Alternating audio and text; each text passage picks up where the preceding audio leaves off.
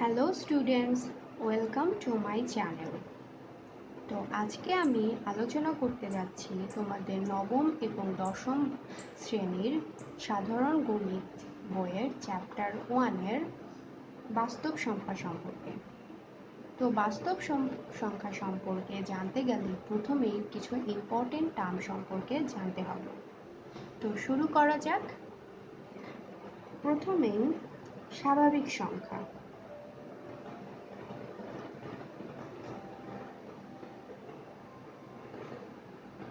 স্বাভাবিক সংখ্যা হলো সেগুলোই যেগুলো ধনাত্মক এবং অখণ্ড, যেমন 1, 2, 3, 10, 15 এগুলো সবই হচ্ছে স্বাভাবিক সংখ্যা। তার মানে যে সংখ্যাগুলো দশমিক আকারে নেই সেগুলোই হচ্ছে আমাদের স্বাভাবিক সংখ্যা। দশমিক আকারে কোনো সংখ্যা যদি থেকে থাকে, যেরকম এগুলোকে আমরা স্বাভাবিক সংখ্যা বলতে পারবো না।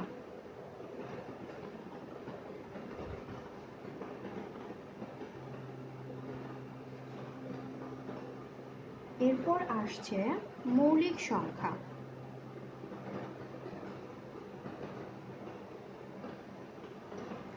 মৌলিক সংখ্যা হচ্ছে যে সংখ্যাগুলোকে 1 এবং সেই সংখ্যা ছাড়া নিঃশেষে ভাগ করা যায় না, সেগুলোই হচ্ছে মৌলিক সংখ্যা। 1 এবং ওই সংখ্যা দিয়েই শুধু মাত্র নিঃশেষে ভাগ করা যায়। যেমন 2 কে 1 দিয়ে ভাগ করলে 2 আসে, 2 কে 2 দিয়ে ভাগ করলে 1 আসে। তো শুধুমাত্র 1 এবং ওই সংখ্যাটা দিয়েই ভাগ করলে এটার এক নিঃশেষে ভাগ করা যাচ্ছে, সেজন্য 2 কে একটা আমরা মৌলিক সংখ্যা বলবো। এরকম আরও আছে 3, 5, 7 এগুলো একটি করে মৌলিক সংখ্যা। এরপরে আসছে যৌগিক সংখ্যা। যৌগিক সংখ্যা হলো যেগুলোকে 1 এবং ওই সংখ্যা সহ অন্য যে কোনো সংখ্যা দিয়ে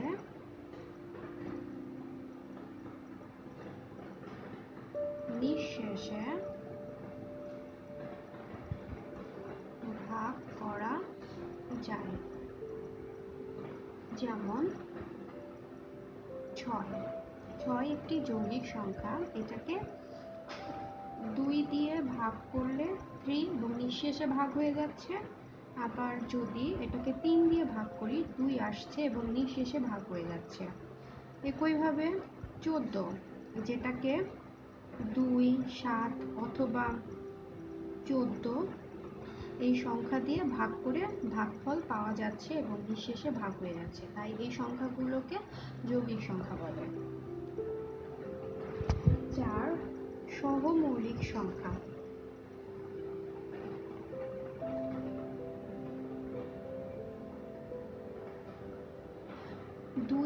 সহমৌলিক সংখ্যাটা হচ্ছে 2 বা ততোধিক স্বাভাবিক সংখ্যার গসাগু 1 হলে তাদেরকে একে অপরের সহমৌলিক সংখ্যা বলে।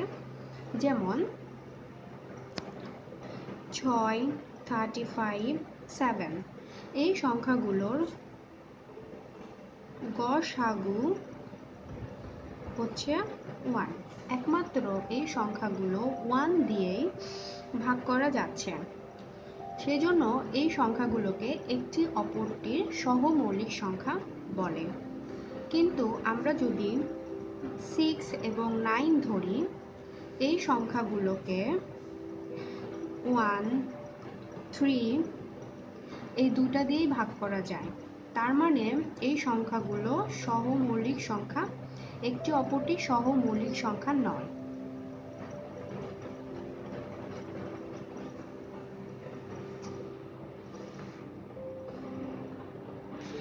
এরপর পূর্ণ সংখ্যা।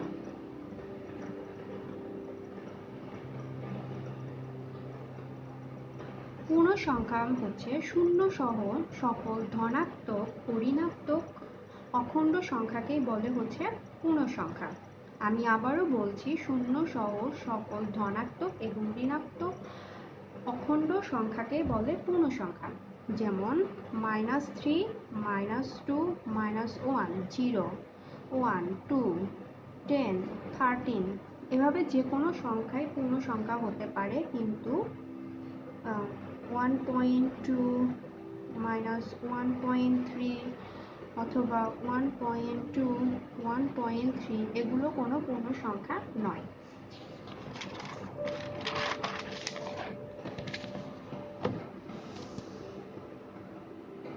এরপর আসছি ভগ্নাংশ।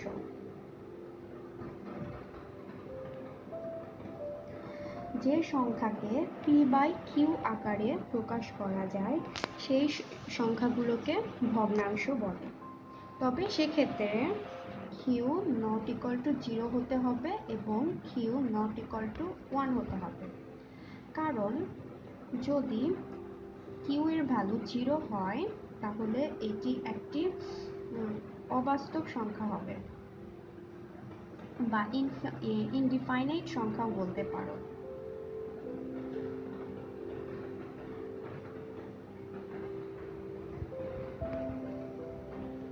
আবার যদি q এর ভ্যালু 1 হয় তাহলে এটি একটি ওই সংখ্যাটি থেকে যাবে, মানে এটাকে ধরলাম, p কে ধরলাম 2 এবং q কে ধরলাম 1, তাহলে এটা 2 হয়ে গেল, তাহলে এটি পূর্ণ সংখ্যা হবে। সেজন্য এটা q এর ভ্যালুটা 1 হতে পারবে না। তার মানে p এর ভ্যালু যে কোনো কিছুই হতে পারবে, কিন্তু q শুধুমাত্র 0 আর 1 বাদ দিয়ে যে কোনো সংখ্যা হলেই সেই সংখ্যাগুলোকে ভগ্নাংশ আকারে প্রকাশ করা যাবে। যেমন 1/2, 2/3, -3/4 এগুলো সব হচ্ছে ভগ্নাংশ। ভগ্নাংশকে আবার দুই ভাবে ভাগ করা যায়।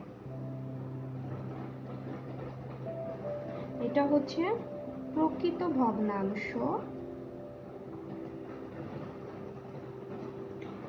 প্রকৃত ভগ্নাংশগুলো হচ্ছে যেখানে পিটা ছোট এবং কিউটা বড়, সেই ভগ্নাংশগুলোকে প্রকৃত ভগ্নাংশ বলে।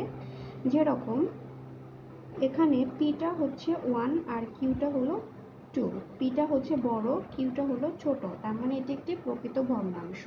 একইভাবে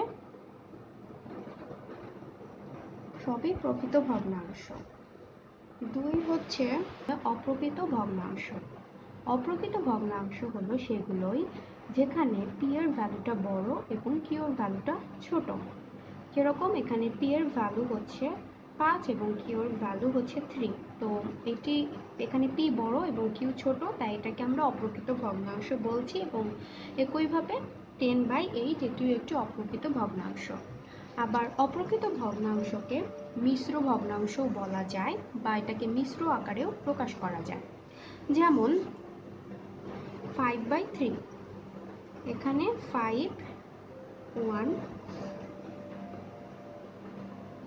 3, 2, তো এটাকে 2/3, তার মানে 5/3 মিশ্র ভগ্নাংশটা হচ্ছে 1, 2/3। এরপরে আসছে আমাদের মূলদ সংখ্যা।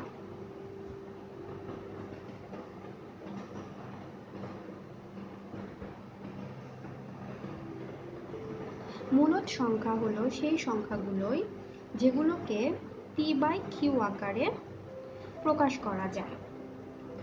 তবে এখানে q এর ভ্যালু ≠0 হবে। এটা আমি আগেও বলেছি, q যদি 0 হয় তাহলে এটি একটি ইনডিফাইনাইট নাম্বার হবে, সেজন্য q এর ভ্যালু অবশ্যই 0 হবে না। আর যদি q এর ভ্যালু 1 হয় তাহলে p/q 3/1, সাপোজ পি এর ভ্যালু 3, তাহলে এটি 3 হলো, তাহলে এটি একটি পূর্ণ সংখ্যা হলো। তা পূর্ণ সংখ্যাটাকেও মূলদ সংখ্যা বলা যায়। আবার যদি এটাকে 3 ধরলাম আর কিউ এর ভ্যালু ধরি 5, তাহলে এটাও একটা ভগ্নাংশ আকারে আসছে, তার মানে এটাকেও আমরা মূলদ সংখ্যা বলতে পারবো। তো মূলদ সংখ্যা হচ্ছে সেই সংখ্যাগুলো যেগুলো পূর্ণ সংখ্যা এবং ভগ্নাংশ যে কোনো আকারেই প্রকাশ করা যায়।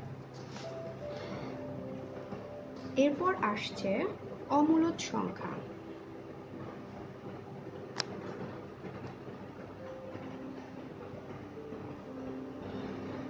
অমূলদ সংখ্যা যে সংখ্যাগুলোকে পি মাইনাস কিউ আকারে প্রকাশ করা যায় না।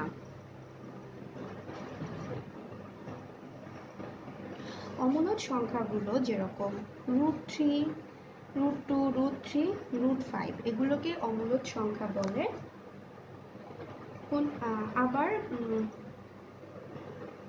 তার মানে অমূলদ সংখ্যাকে দুইটি পূর্ণ সংখ্যার অনুপাতে প্রকাশ করা যায় না। দুইটি পূর্ণ সংখ্যার অনুপাত মানে আমি মূলদ সংখ্যা থেকে বোঝাচ্ছি, যেমন 3/5। তো এখানে 3 এবং 5 দুটোই হচ্ছে পূর্ণ সংখ্যা। তো অমূলদ সংখ্যাগুলো হবে সেগুলোই যেগুলোকে এই দুটির পূর্ণ সংখ্যার অনুপাতে প্রকাশ করতে পারবো না। -√2, √3, √5 এই সংখ্যাগুলোকে পূর্ণ সংখ্যাতে প্রকাশ করা যায় না।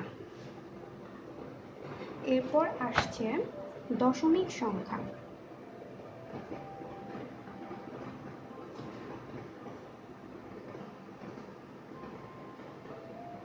মূলদ সংখ্যা বা অমূলদ সংখ্যাকে দশমিক আকারে প্রকাশ করলে এগুলোকেই বলে দশমিক সংখ্যা। যেরকম মূলদ সংখ্যা হচ্ছে 3/5, তো এটাকে একটি দশমিক আকারে প্রকাশ করা যাবে। আবার সাপোজ 11/2 এগুলোকেও একটি দশমিক আকারে প্রকাশ করা যাবে। তো এভাবে প্রকাশ করা গেলে এগুলোকেই দশমিক সংখ্যা বলে। আবার যদি অমূলদ সংখ্যার ক্ষেত্রে হিসাব করি √2 বা √5 এগুলোকেও দশমিক আকারে প্রকাশ করা যায়। তাই আমরা বলতে পারি মূলদ এবং অমূলদ দুইটা সংখ্যাকেই দশমিক আকারে প্রকাশ করা যায়।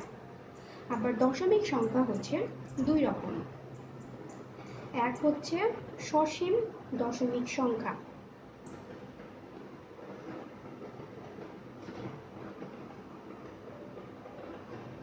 সসীম দশমিক সংখ্যা হচ্ছে সেগুলোই যেগুলোকে ভাগ করার পরে দশমিক আসার পরেও এটা ভাগ হওয়ার পরে শেষে 0 চলে আসে।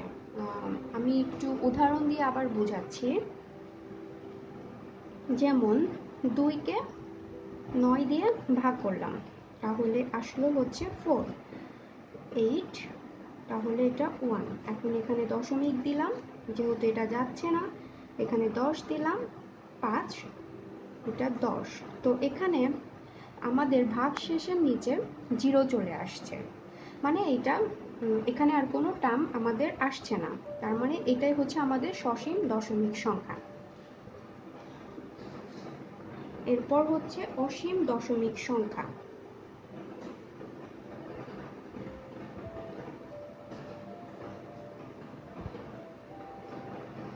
অসীম দশমিক সংখ্যা হলো যেগুলো ভাগ করার পরেও একের পর এক সংখ্যাগুলো আসতে থাকে, মানে চলতেই থাকে কন্টিনিউয়াস আকারে, এগুলোকে বলে হচ্ছে অসীম দশমিক সংখ্যা।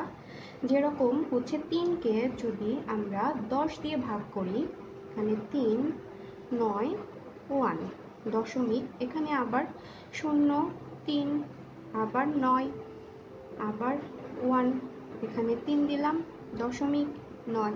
তো এভাবে চলতেই থাকে। তো এই সংখ্যাগুলোকে বলা হচ্ছে অসীম দশমিক সংখ্যা। এরপর আসছে বাস্তব সংখ্যা।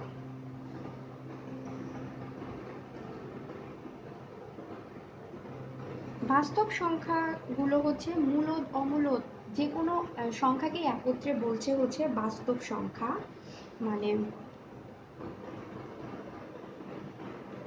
3/1 এটাও তো একটি মূলদ সংখ্যা।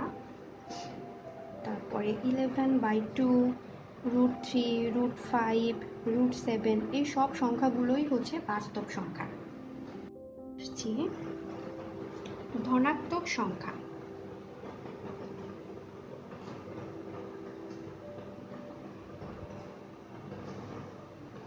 ধনাত্মক সংখ্যা হলো শূন্য থেকে বড় যে কোনো সংখ্যাগুলোকেই বলছে ধনাত্মক সংখ্যা, মানে শূন্য থেকে বড় হচ্ছে 1, 2, 3, এই পজিটিভ 0 থেকে বড় সংখ্যাগুলোই হচ্ছে আমাদের ধনাত্মক সংখ্যা। এবার হলো অঋণাত্মক সংখ্যা।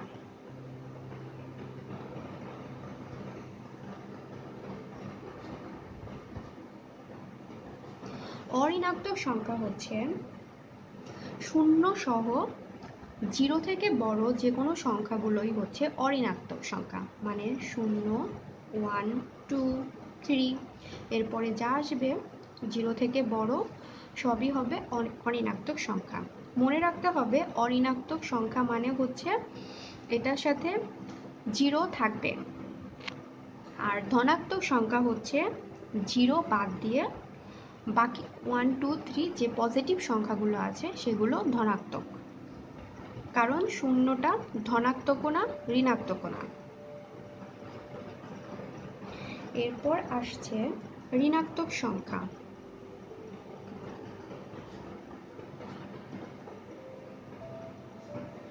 ঋণাত্মক হচ্ছে 0 থেকে ছোট সংখ্যাগুলোই ঋণাত্মক, মানে -1, -2, -3 এরপরে 0 থেকে ছোট যা আসবে সবই হচ্ছে ঋণাত্মক সংখ্যা। তো স্টুডেন্টস, তোমাদের আরেকটু সহজ করার জন্য আমি এই টার্মগুলো, বাস্তব সংখ্যার এই টার্মগুলো আরেকবার সহজভাবে তোমাদেরকে বুঝিয়ে বলবো, এতে তোমাদের খুবই ইজি হয়ে যাবে এবং কনফিউশনগুলো দূর হয়ে যাবে। তো প্রথমেই একটি চার্ট দেখাচ্ছি আমি।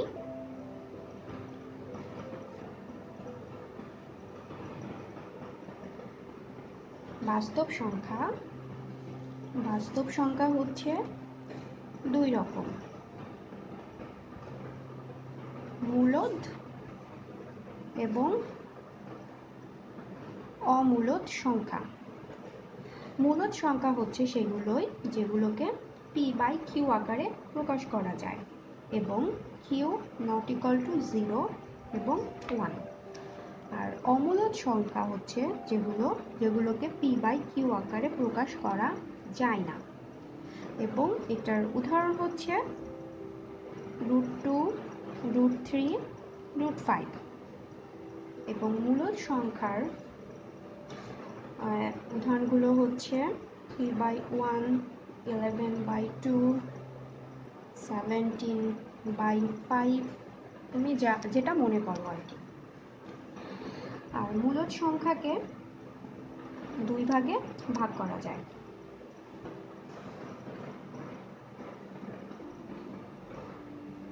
একটা হলো পূর্ণ সংখ্যা আর একটা হলো ভগ্নাংশ। এবার হচ্ছে পূর্ণ সংখ্যা। পূর্ণ সংখ্যা হচ্ছে তিন রকম: ধনাত্মক, 0 এবং ঋণাত্মক। ধনাত্মক হচ্ছে 1, 2, 3, 4 এবং 0 মাত্র হচ্ছে শুধুই 0। আর 0, 1, 2, 3 মানে 0 থেকে বড় সংখ্যাগুলোকে নিয়ে হচ্ছে আমাদের অঋণাত্মক। আর ঋণাত্মক সংখ্যাগুলো হচ্ছে 0 থেকে ছোট, মানে -1, -2, -15। এরপর তোমার ধনাত্মক এটাকে ভাগ করা যাচ্ছে আবার 3 ভাগে: মৌলিক, 1 এবং যৌগিক। মৌলিক সংখ্যা হচ্ছে 2, 3, 5, 7, 11, 13 আর 1 এটা মৌলিকও না যৌগিকও না। আর যৌগিক সংখ্যাটা হচ্ছে 4, 6, 8, 15, 16 এগুলো।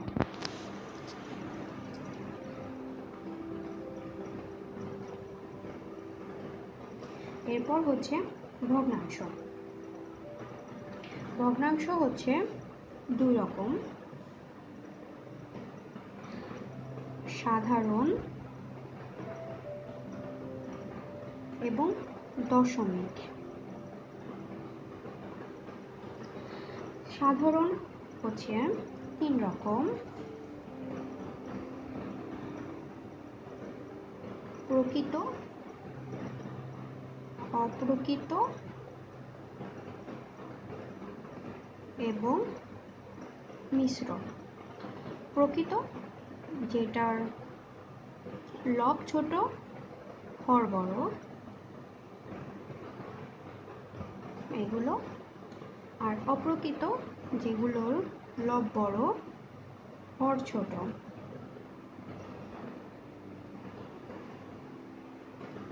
আর মিশ্র, মিশ্র হচ্ছে অপ্রকৃতর আর একটা টার্ম, যেটাকে অপ্রকৃতটাকে মিশ্র হিসাবে প্রকাশ করা যায়, যেরকম 1, 3/4, 2, হাফ, এগুলো সবই হচ্ছে মিশ্র।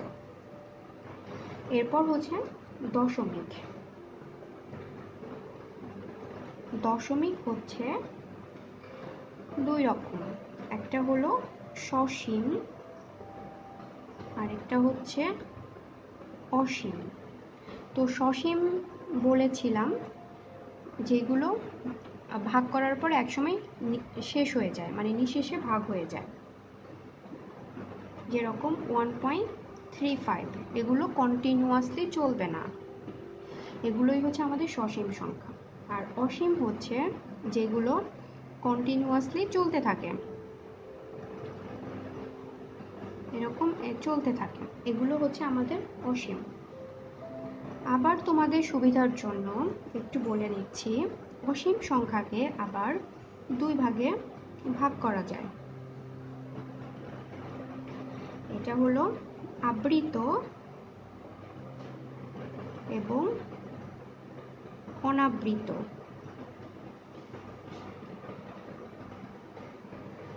আবৃত হচ্ছে, মনে করো 6.32, এটাকে এভাবে প্রকাশ করা হয়, মানে দশমিকের পরে এই সংখ্যাগুলো, একই সংখ্যাগুলো রিপিটেশন হয়েছে। এখানে দেখো 3232 বারবার রিপিটেশন হয়েছে, তো এই সংখ্যাগুলোকে আমরা বলছি হচ্ছে আবৃত। আর অনাবৃত সংখ্যা হচ্ছে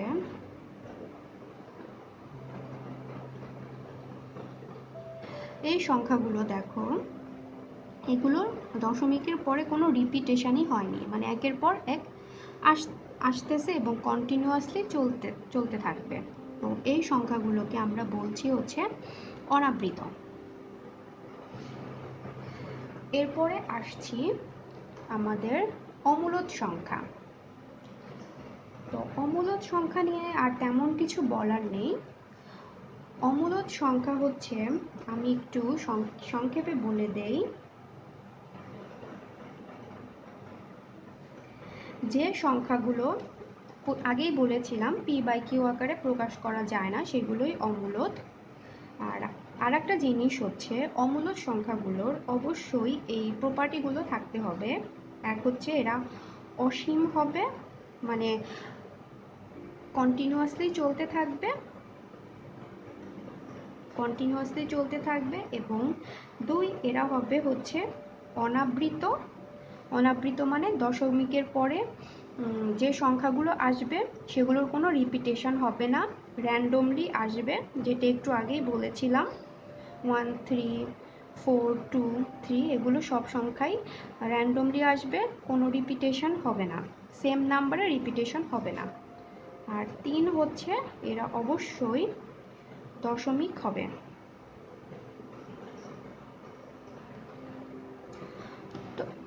তো এটাই হলো আমার বাস্তব সংখ্যার থিওরি।